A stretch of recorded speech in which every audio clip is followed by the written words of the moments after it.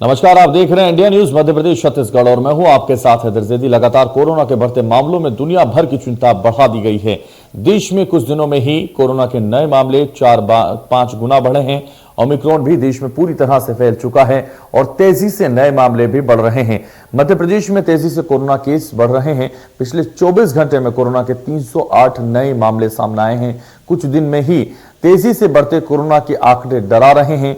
इंदौर में सबसे ज्यादा 47 नए मामले सामने आ चुके हैं। इंदौर के नए मामलों में 50% डेल्टा और 50% ओमिक्रॉन के मामले हैं। मध्य प्रदेश से छोटा राज्य होने के बाद भी छत्तीसगढ़ में दुगने से ज्यादा नए मामले सामने आए हैं। लगातार बढ़ते नए मामले और ठीक होने वालों के कम होते आंकड़े अब चिंता बढ़ा रहे हैं। आज हम इस बढ़ते कोरोना के खतरे और तीसरी लहर की आशंका के बीच डॉक्टर और एक्सपर्ट्स के पैनल से कोरोना के वेरिएंट खतरा और बचने के तरीकों को लेकर चर्चा करेंगे। लेकिन सबसे पहले आइए सुनते हैं कि मध्य प्रदेश के गृह मंत्री नरोत्तम मिश्रा कोरोना को लेकर क्या जानकारी दे रहे हैं। सुनाते हैं आपको। पिछले 24 घंटे में कोरोना के 308 प्रकरण संपूर्ण मध्य प्रदेश में आए हैं, जबकि ठीक होकर अपने घरों की ओर गंतव्य की ओर जाने वाले 57 लोग हैं। अब हमारे एक्टिव केस 1029 संपूर्ण मध्य प्रदेश में है, जबकि हमारी संक्रमण दर 0.53 है। रिकवरी दर हमारी 98.6% है। मार्केट जो अभी शुरू हुआ है, लेकिन भीड़ ज़्यादा है और जैसे जैसे शाम यहाँ होती है लगातार भीड़ भाड़ बढ़ती ही जाती है। लेकिन ज़्यादातर लोग हम देखेंगे तो बिना मास्क में नजर आते हैं। कुछ दुकानदार भी हैं जिनको मास्क अनिवार्य किया गया था। देखिए, वो लगातार कोरोना के बढ़ते मामले और इसी बीच लोगों की लापरवाही से तीसरी लहर का खतरा सर पर लगातार मंडरा रहा है। भोपाल से इंडिया न्यूज के संवाददाता ब्रजेश जैन जमीनी हालात बता रहे हैं। आइए देखते हैं। कोरोना के पॉजिटिव केसेस की संख्या दिन पर दिन बढ़ रही है।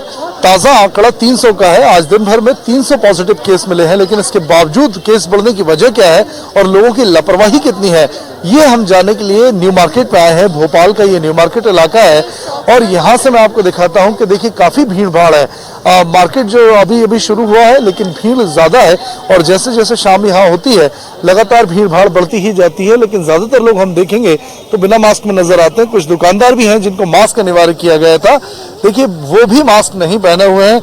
कुछ और लोग हैं लगातार यहाँ जो कस्टमर्स आ रहे हैं वो भी बिना मास्क में हैं। ज्यादातर लोगों की हम बात करें तो 50% लोग अभी इस वक्त मेरे सामने मास्क में नजर आते हैं और बाकी के बिना मास्क में। आप बताइए, आपने जो मास्क है वो ठीक से नहीं पहना था। वो क्या अभी जा ही रहे थे, अब चढ़ाया, अब तो चढ़ा लिया, आपने बोला चढ़ा लिया। आपको पता है कि कोरोना की तीसरी लहर आ चुकी है? बिल्कुल पता है सर। इसके बावजूद आप मास्क ठीक से नहीं पहनते? वो क्या थोड़ा स्मेल लग रही थी इसलिए फिर हटा दिया था। आप बताइए, आपने भी मास्क नहीं पहना? पहने तो हैं यार। अच्छा, ऐसे पहनते हैं? अरे तो हो गया, अब आदमी दिन भर कहाँ से पहन सकते हैं। तो इनका हो गया। दूसरे लोग और हैं, उनसे बात कर लेते हैं। कुछ लेडीज भी हैं। आप बताइए, मास्क नहीं पहनते आप बाजार में आते हैं तो? और आपके साथ तो 2 छोटे छोटे बच्चे, इनको भी मास्क नहीं पहना है आपने?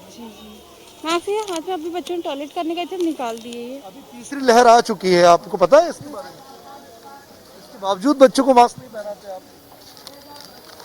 तो देखिए, ये बड़ी लापरवाही है। बच्चे भी साथ में हैं और बच्चों को वैक्सीन भी नहीं लगी है, लेकिन इसके बावजूद लोग इतना रिस्क ले रहे हैं। खतरा मोल लेकर लोग मार्केट जा रहे हैं, बच्चों को लेके जा रहे हैं, जबकि लगातार मुख्यमंत्री भी अपील कर रहे हैं कि भीड़ भाड़ वाली जगहों से बचें। लेकिन लोग जो है वो मानने को तैयार नहीं और यही वजह है कि भोपाल में आज दिन भर में 100 से ज्यादा पॉजिटिव केस मिले हैं। कैमरा पर्सन अजय कटियार के साथ ब्रजेश जैन, इंडिया न्यूज भोपाल। तो लगातार कोरोना के बढ़ते मामलों पर आज एक्सपर्ट्स और डॉक्टर हमारे साथ जुड़ रहे हैं। परिचय करा देते हैं। सबसे पहले doctor Vivek Singh, senior doctor हैं, एनडीआरएफ से हैं। आपका स्वागत है इंडिया न्यूज मध्य प्रदेश छत्तीसगढ़ पर। डॉक्टर अनिमेश चौधरी, फिजिशियन हैं, लगातार हमारे साथ जुड़ते रहते हैं और चर्चा में लगातार हमारे साथ शामिल होते हैं। आपका भी बहुत स्वागत है अनिमेश चौधरी, और चर्चा की शुरुआत करेंगे। और लगातार doctor Vivek Singh, senior doctor हैं, आपके पास मैं डॉक्टर विवेक सिंह आना चाहूंगा। और जिस तरह से आंकड़े लगातार बढ़ रहे हैं और ये सता रहे हैं, पूरे देश को सता रहे हैं, मध्य प्रदेश और छत्तीसगढ़ में भी लगातार जो आंकड़ों की संख्या है कोरोना के मरीजों की, वो लगातार इजाफे की तरफ बढ़ रही है और ऐसे में ये चिंता का विषय बनती जा रही है। क्या कहना चाहेंगे ऐसा जिससे हम लोग इससे बच सकें? क्या ये जो लगातार तस्वीरें आ रही हैं, लोग मास्क नहीं लगा रहे, सैनिटाइजर का इस्तेमाल नहीं कर रहे, भीड़ में लगातार देखे जा रहे हैं, क्या यही दावत दे रहे हैं कोरोना को और ओमिक्रॉन को? हाँ जी बिल्कुल। अगर जब तक हम लोग सख्ती नहीं बरतेंगे, हम लोग अगर प्रिकॉशन नहीं बरतेंगे, तब तक ये केसेस और बढ़ते जाएंगे जी। सेकेंडली, हम लोग ओवर कॉन्फिडेंट है कि हम लोगों को फर्स्ट डोज लग गया या सेकंड डोज लग गया कि हम लोगों को ओमिक्रॉन कोई भी कोरोना वायरस आ ही नहीं सकता, कोई भी न्यू वेरिएंट हमें इफेक्ट कर ही नहीं सकता। लेकिन ये चीज बहुत ही ज्यादा गलत है। इसमें ओमिक्रॉन न्यू वेरिएंट है, आने वाले चांसेस और भी हैं, इससे आगे और दूसरे वेरिएंट्स भी आ सकते हैं। हम लोगों को प्रिकॉशन हमेशा बनाए रखना है। जिन लोगों को सेकंड डोज नहीं लगा है उनको सेकंड डोज लगाना चाहिए और इससे इसी तरीके से बच सकते हैं। प्रिकॉशन के अलावा इसका कोई भी उपाय नहीं है। बिल्कुल, प्रिकॉशन के अलावा इसका दूसरा उपाय नहीं है। जी, बहुत अच्छी बात आप कह रहे हैं, इसी से हम बच सकते हैं। लगातार डॉक्टर अनिमेश चौधरी भी हमारे साथ हैं। डॉक्टर अनिमेश, मैं आपके पास आना चाहूंगा। जिस तरह से ये आंकड़े धीरे धीरे बढ़ते जा रहे हैं और पूरी तरह से जो तीसरी लहर है, कई जगह ये कहा भी जा चुका है मुख्यमंत्रियों की तरफ से कि तीसरी लहर आ चुकी है, लेकिन अब लगातार लग रहा है कि तीसरी लहर वाकई अब आने वाली है। और ऐसा क्योंकि इसलिए लग रहा है कि आंकड़े बढ़ते ही जा रहे हैं और हम इनको पर कंट्रोल नहीं कर पा रहे। डॉक्टर अनिमेश, आपका माइक अनम्यूट नहीं है, जिसकी वजह से आपकी आवाज हम तक नहीं आ रही है। अनम्यूट इसको कर लें और उसके बाद अपनी बात रखिए। जी, मेरी आवाज आ रही है? जी जी। तो पहली बात तो यह हैदर जी की तीसरी लहर आ चुकी है, हमें इस सच्चाई को स्वीकारना चाहिए। पिछले 4 से 5 दिनों में हमने जितने केस देखे हैं उतने केसेस बढ़ने की दर हमने सेकेंड वेव में भी नहीं देखी थी जी। और लगभग ऐसा मान लीजिए जो भी सर्दी खांसी का मरीज अभी हमारे पास आ रहा है वह लगभग कोविड पॉजिटिव आ रहा है 80 से 90% केस में। और लोगों को अभी भी यह है कि हमें कोविड की जांच क्यों करवाना है। तो आपके चैनल के माध्यम से मैं संदेश देना चाहूंगा सबको कि जब भी लहर आती है, मैंने पहले भी कहा हुआ है कि हम ट्रेंड के हिसाब से काम करते हैं। डेंगू फैला तो डेंगू जांच कराएंगे, कोविड फैला तो कोविड जांच कराएंगे। और पिछले 5 दिनों में हमने देखा है कि आप सभी को, जिसको भी सर्दी खांसी है, बुखार है, वीकनेस है या आपको इवन लूज मोशन भी हो रहा है, इनमें से कोई भी एक चीज भी हो रही है तो आपको कोविड की जांच करवाना चाहिए। इससे क्या होता है कि भविष्य में यदि भर्ती की आवश्यकता पड़े तो आसानी जाती है। दूसरी बात मैं सबको कहना चाहूंगा कि यह बात क्लियर कर लीजिए कि वैक्सीन लगाने से आपको कोविड होना नहीं रुकेगा। कई लोग बोलते हैं हमको 2 डोज लग चुकी है, पहले कोविड हो चुका है। पहले कोविड होना या दोनों डोज का वैक्सीन लग चुकी ना, इससे आपको कोविड होना नहीं रुकेगा। हाँ, आपको सीवियर कोविड होने का खतरा कम हो जाता है, मतलब आपको गंभीर कोविड नहीं होगा। तो कोविड तो हो सकता है और आपसे दूसरों को भी कोविड फैल सकता है। ये भी एक मिसकॉन्सेप्ट है लोगों में कि आप वैक्सीन लगा लेंगे दूसरों को कोविड नहीं फैला पाएंगे, ऐसा कुछ भी नहीं है। तो आप कोई भी सिम्टम्स हो जांच कराइए, वैक्सीन लगा हुआ है तब भी जांच कराइए और कृपया घर के अंदर रहिए, मास्क पहनिए, जब भी बाहर निकलिए या भीड़ में जाइए मास्क पहनिए। एक व्यक्ति भी अगर मास्क पहनता है तो उससे सामने वाले को या सामने वाले कोविड है, सामने वाले से उसको होने की संभावना बहुत कम हो जाती है। और यदि दोनों व्यक्ति मास्क पहनते हैं तो यह संभावना 90% तक कम हो जाती है। तो जब भी किसी से मिलिए कृपया मास्क पहनिए। बिल्कुल, मास्क पहनना जरूरी है और मास्क से ही हम बच सकते हैं, क्योंकि लगातार जिस तरह से कोरोना के जो आंकड़े बढ़ रहे हैं वो मास्क और सैनिटाइजर और कोरोना की गाइडलाइन से ही हमें बचा सकते हैं, नहीं तो इसके अलावा हम कहीं ना कहीं संक्रमित हो सकते हैं। लगातार हमारे साथ विवेक सिंह जी बने हुए हैं। विवेक सिंह जी, मैं आपके पास आना चाहूंगा। जिस तरीके से ओमिक्रॉन जो वेरिएंट है वो कहा जा रहा है ये 15वां वेरिएंट है कोरोना का और लगातार इस तरह के वेरिएंट आते रहेंगे, ये भी अभी कहा जा रहा है और इससे पहले भी कई वेरिएंट आ चुके हैं। तो ये जो वेरिएंट है कोरोना का ओमिक्रॉन, इसके बारे में हम थोड़ा समझना चाहेंगे। आप किस तरह का ये वेरिएंट है और किस तरीके से ये लोगों को नुकसान पहुंचा सकता है? ये बहुत ही जानलेवा वेरिएंट है। इसमें 30 अलग अलग म्यूटेशन होती है। इसमें 30 अलग अलग म्यूटेशन वाला वेरिएंट है। अगर हम इसमें प्रिकॉशन नहीं बरतेंगे और इसको सीवियरिटी तक ले जाएंगे तो ये जानलेवा भी और काफी ज्यादा डेंजरस हो सकता है। तो क्या ऐसे बचाव जरूरी है, क्योंकि इसके सिम्टम्स भी समझ में नहीं आ रहे। डॉक्टर विवेक सिंह, इसके सिम्टम्स भी हमें समझ में नहीं आ रहे, इसको पूरी तरह से हम समझ भी नहीं पा रहे, इतनी तेजी से फैल रहा है। इसको समझने के लिए क्या करना चाहिए? क्या वाकई जितने दिन में हम इसको समझ पाते हैं उतने दिन में ये पूरी तरह से फैल जाता है? जैसा कि डॉक्टर अनिमेश चौधरी जी ने बताया था कि हमको फीवर आता है, ट्रेंड के हिसाब से काम करना है। फीवर आता है, लूज मोशन होता है या कोई कमजोरी होती है तो हमें जांच तुरंत करानी चाहिए। इसका जांच ही एक उपाय है। अगर हमें जांच हो जाएगी हमारी समय पे और पता चल जाएगा कि हमें कोविड है या ओमिक्रॉन है तो हम इसका इलाज प्रॉपर वे में कर सकते हैं। प्रॉपर वे में इसका इलाज किया जा सकता है, जांच करना ज्यादा जरूरी है। ये बिल्कुल सही आप यहां कह रहे हैं अनिमेश चौधरी जी, डॉक्टर अनिमेश चौधरी जी।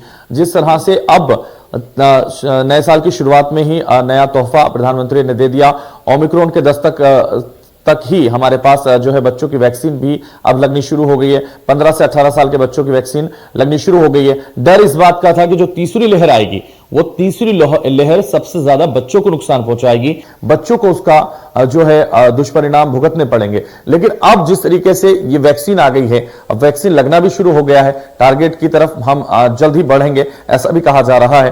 तो क्या ये वैक्सीन सही समय पर आई है? क्या कोरोना से बचाने के लिए हमारे लिए सक्षम होगी, हमारे बच्चों के लिए सक्षम होगी? जी, वैक्सीन सभी को लगवाना चाहिए। जो जो एज ग्रुप के हिसाब से गवर्नमेंट रिकमेंड कर रही है सभी को वैक्सीन लगवाना चाहिए। वैक्सीन का आपको कहीं ना कहीं कुछ तो फायदा मिलेगा ही।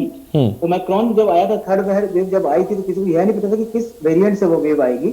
और ओमिक्रॉन के जो शुरुआती रुझान है उससे यह समझ में आ रहा है हमें कि अगर आपको वैक्सीन लगी हुई भी है या आपको पहले इन्फेक्शन हुआ भी है तब भी आपको इन्फेक्ट कर रही है। तो ऐसा नहीं है कि सिर्फ बच्चों को इन्फेक्ट कर रही है, ये तीसरी लहर लगभग सभी लोगों को इन्फेक्ट कर रही है शुरुआती। पर अच्छी बात यह है कि अभी शुरुआती रुझान के हिसाब से 5 से 6 दिन में लोग ठीक भी हो जा रहे हैं और बहुत कम लोगों को हॉस्पिटलाइजेशन की जरूरत पड़ रही है। मैंने पहले भी कहा था कि बहुत कम लोगों को हॉस्पिटलाइजेशन की जरूरत पड़ रही है। इसका मतलब ये नहीं है कि आप निश्चिंत हो जाएं। जैसे 100 में अगर एक व्यक्ति भी हॉस्पिटलाइज होता है तो यह जब 100 में एक, पर ओमिक्रॉन बहुत तेजी से फैल रहा है। 100 में से कब 1 करोड़ पहुंच जाएगा आपको पता नहीं लगेगा, और उन 1 करोड़ में भी आप 1 लाख लोगों को हॉस्पिटलाइज करना पड़ेगा, जो कि बड़ी संख्या हो जाती है।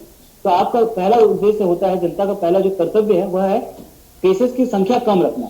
यदि आप डॉक्टर अनिमेश, मैं माफी के साथ इंटरप्ट करना चाहूंगा और यहां आपसे ये समझना चाहूंगा, जिस तरह से आप बता रहे हैं कि लगातार जो 1 करोड़ पेशेंट होंगे उसमें से 1% भी अगर हमें भर्ती करने पड़े, 1 लाख भी अगर हमें भर्ती करने पड़े तो जो सिचुएशन है वो खराब हो जाती है। लेकिन अगर हम पेशेंट को देखें तो किस स्थिति में हमें हॉस्पिटलाइज होने की जरूरत है, किस स्थिति में हमें उपचार की जरूरत पड़ेगी हॉस्पिटल की?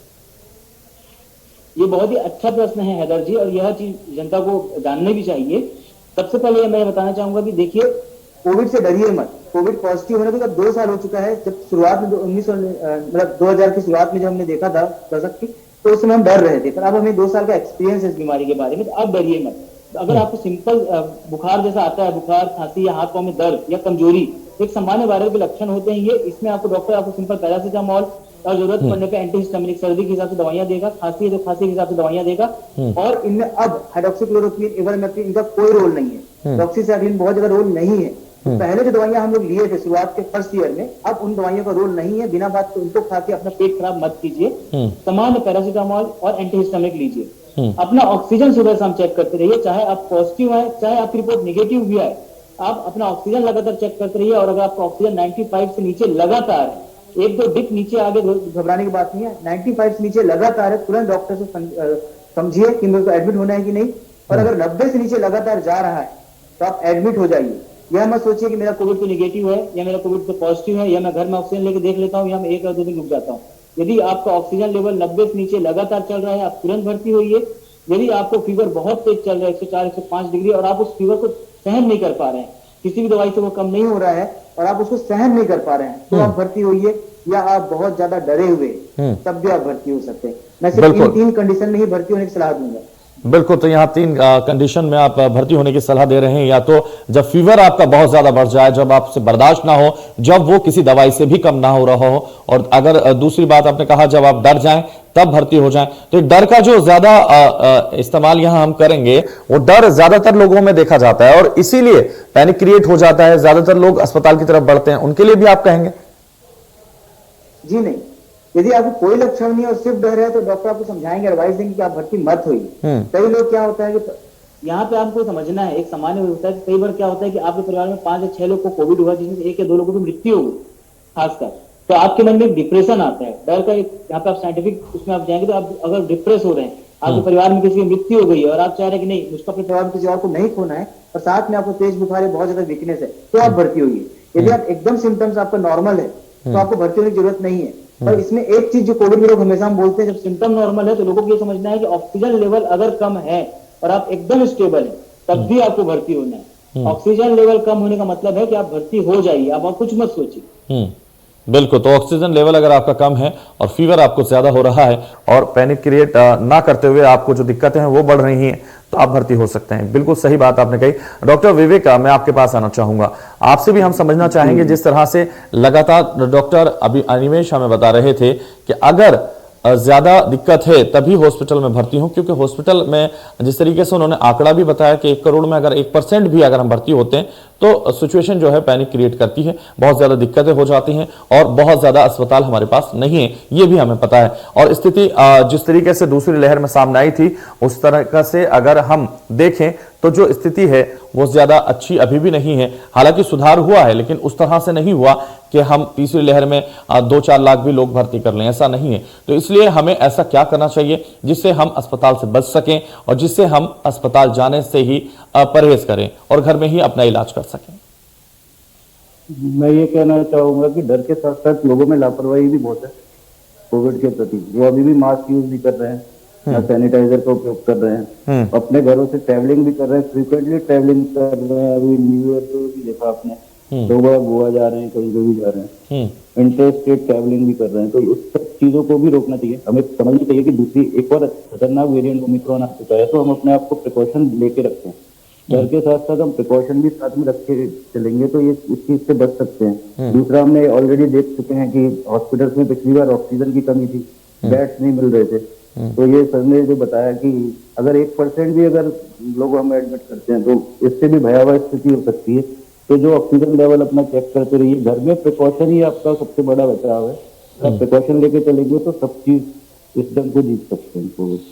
बिल्कुल। तो प्रिकॉशन सबसे ज्यादा जरूरी है, प्रिकॉशन के बगैर हम नहीं जीत पाएंगे। ये लगातार आप भी कह रहे हैं और हम भी कह रहे हैं और सभी विशेषज्ञ ये बात कह रहे हैं, क्योंकि लगातार जो स्थिति है, जो इस वक्त हमें लग रहा है कि ओमिक्रॉन ने दस्तक दी है, ओमिक्रॉन लगातार बढ़ रहा है और ऐसे में जो कोरोना के पेशेंट हैं वो दोबारा से बढ़ रहे हैं और लगातार बढ़ रहे हैं और तेजी के साथ ये बरकरार है। और कहीं ना कहीं ये कहा जा रहा था कि कोरोना अभी खत्म हो गया, लेकिन ऐसा नहीं है।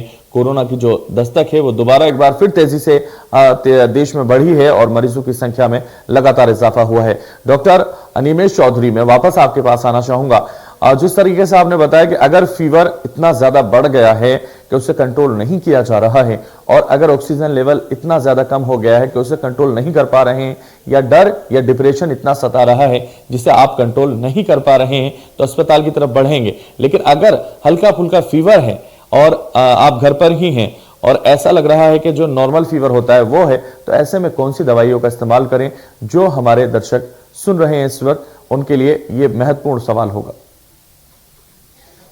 हैदर जी, सबसे पहले मैं कहना चाहूंगा, यदि आपको फीवर है या आपको ऐसा कोई भी लक्षण है तो किसी न किसी डॉक्टर से संपर्क कीजिए, चाहे तो हॉस्पिटल जाके या फिर टेलीकंसल्टेशन पे। एक डॉक्टर को एटलीस्ट पता होना चाहिए कि आपको क्या दिक्कतें हो रही हैं, कि कई बार कोविड के साथ साथ आपको हो सकता है कि मलेरिया हो, निमोनिया हो या फिर कुछ और दिक्कतें भी हो सकती हैं। हर क्षेत्र में एक अलग ट्रेंड रहता है, वहां पे कुछ बीमारियां रहती हैं। उसके बाद आपको बहुत तेज बुखार है और उसी समय किसी डॉक्टर संपर्क नहीं हो पा रहा है, तो उस समय के लिए आप एटलीस्ट पैरासीटामोल जो टेबलेट आती है उम्र के हिसाब से, यदि आपका वजन 40 किलो से नीचे है तो आप 500 mg या फिर उससे ऊपर आप 650 mg ले सकते हैं, जिनमें 3 से 4 टैबलेट तक आप ले सकते हैं।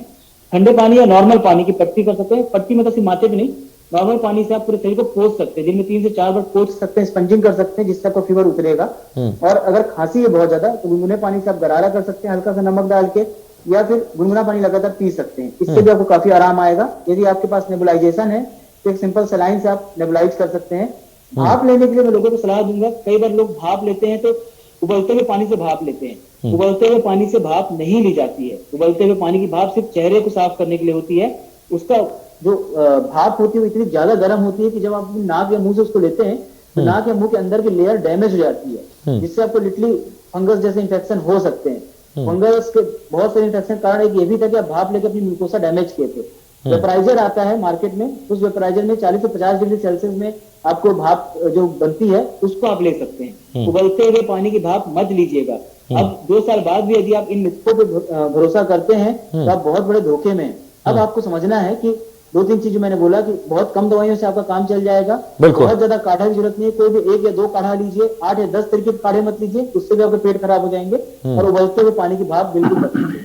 बिल्कुल, तो उबलते हुए पानी की भाप बिल्कुल मत लीजिए और काढ़ा भी बहुत ज्यादा नहीं पीने की जरूरत, क्योंकि नुकसान हो जाएगा, बता रहे हैं। और हल्का फुल्का अगर फीवर है और अगर फीवर के लिए हम पैरासीटामोल ले लें तो वो काफी है, और अगर 40 साल के उम्र के ज्यादा लोग हैं तो वो 650 mg में भी ले सकते हैं। तो ये आप बता रहे थे। अब अगर मैं लगातार डॉक्टर विवेक सिंह आपके पास आऊं और आपसे फाइनल कमेंट में लूं और ये कहूं कि जो नियम है वो आप यहां बता दीजिए हमारे दर्शकों को कि इन नियमों की पालना करनी ही है। इन नियमों के बगैर हम कोरोना से नहीं लड़ पाएंगे, हम कोरोना से नहीं जीत पाएंगे। तो इसलिए क्या संदेश आप यहां से देना चाहेंगे?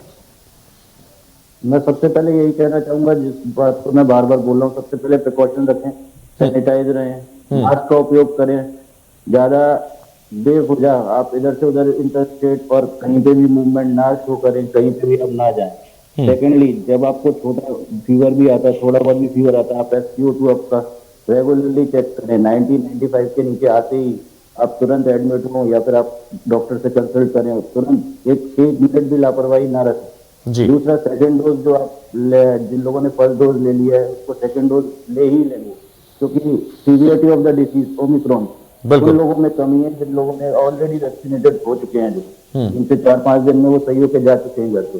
तो मैं यही कहना चाहूंगा। बिल्कुल, तो वो कोरोना की डोज लें और पूरा ख्याल रखें। और यही सवाल मेरा आपसे रहेगा, लेकिन अब चर्चा में वक्त नहीं है, तो इसलिए डॉक्टर विवेक बहुत शुक्रिया आपका। डॉक्टर अनिमेश, आपका भी बहुत शुक्रिया हमारे साथ जुड़ने के लिए। और इस चर्चा में इतना ही, दीजिए मुझे इजाजत और आप देखते रहिए इंडिया न्यूज मध्य प्रदेश छत्तीसगढ़।